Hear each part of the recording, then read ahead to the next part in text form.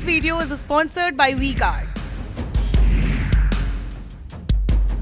Justice अभी तक नहीं मिल पाया। ऐसे में दिनेश नैन जब हर महीने कोई ना कोई ऑपरेशन, हर महीने तकरीबन हर 15 दिन पर, हर हफ्ते कोई एनकाउंटर और शहीदों की शहादत की खबरें, तब ऐसे में इस तरह की इनसेंसिटिविटी हमारी फ्यूचर जनरेशन के बारे में, क्योंकि जब एक ऐसी फौज जो ना पैसे से ड्राइव होती है, ना किसी और लोभ मोह लालच से ड्राइव होती है, जो सिर्फ ड्राइव होती है एक राष्ट्रभक्ति की भावना से, राष्ट्र प्रेम की भावना से, उस गौरव की भावना से जो देश के लिए लड़ने का मादा उसके भीतर पैदा करती है।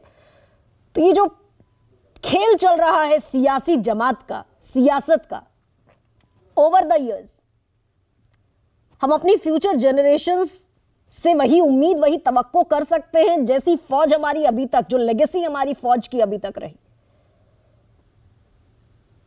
देखिए गरिमा, मैं अपनी बात सभी शहीद ला ला ला ला ला ला ला ला राहुल तन के साथ मन को जगाओ वी-गार्ड वाटर हीटर्स के संग। वी-गार्ड शहीदों को पहले नमन करते हुए करूंगा। मेरे खुद के पिताजी जो हैं वो 1965 की लड़ाई में शहीद हुए थे, और उसके बाद में मेरे परिवार को क्या क्या देखना पड़ा, शायद बचपन से लेके बड़े होने तक मैंने भी देखा। लेकिन एक जज्बा था कि फादर अगर देश के लिए शहीद हुए तो उसी नौकरी में जाना है, तो हम भी गए। कुछ हद तक कह सकते हैं कि 1970 से लेके 1973 तक, 75 तक एक अलग जज्बा हुआ करता था, एक अलग संवेदनशीलता थी, एक इज्जत हुआ करती थी इस देश की सेना की। लेकिन धीरे धीरे करके आज हालत यह होगी कि देशवासियों में काफी कमी आ गई है। संवेदनशीलता और इज्जत की बात कर रहा हूं। और जहां तक राजनेता और जो प्रशासन है, चाहे पुलिस हो चाहे IAS हो, इनकी नजरों में तो है ही नहीं, बिल्कुल भी नहीं है। ये बिल्कुल फैक्ट है, और इसको आप माने ना माने, मैं कड़वा लगेगा लेकिन सच है। तो सिर्फ कोरी पॉलिटिक्स चल रही है। ऑब्जर्व करते। अब ये क्यों है?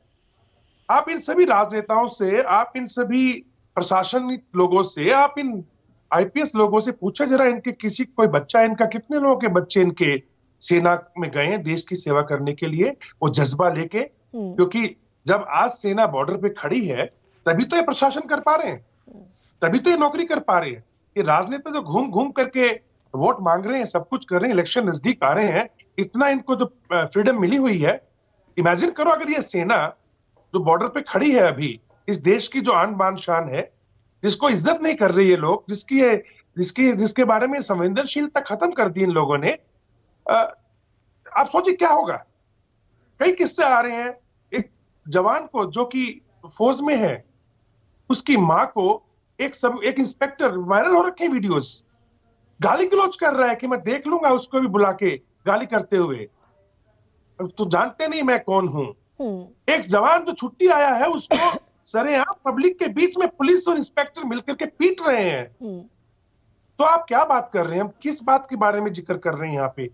क्या आप समझते हैं कि जिस प्रकार से शहीदों के साथ में अगर ये व्यवहार हो रहा है, ये संवेदनशीलता नहीं है, तो जो लोग सेना में हैं उनके साथ होगी क्या? जिंदे लोगों के साथ तो बिल्कुल भी नहीं होगी, और है भी नहीं।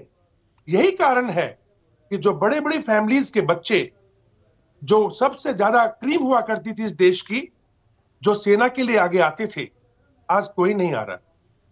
और कहीं ना कहीं इस देश को इसकी कीमत कभी ना कभी तो चुकानी पड़ेगी। जैसे कि एग्जाम्पल दिया जा रहा था कि रशिया और यूक्रेन वाद का ले लीजिए या फलाना ले लीजिए, देनी तो पड़ेगी, क्योंकि आफ्टर ऑल सुरक्षा तो देश को इन्होंने देनी है ना। और अगर हम अपनी तो क्या हम सेंस ऑफ कनेक्टिविटी लूज कर रहे हैं? This video is sponsored by V-Guard.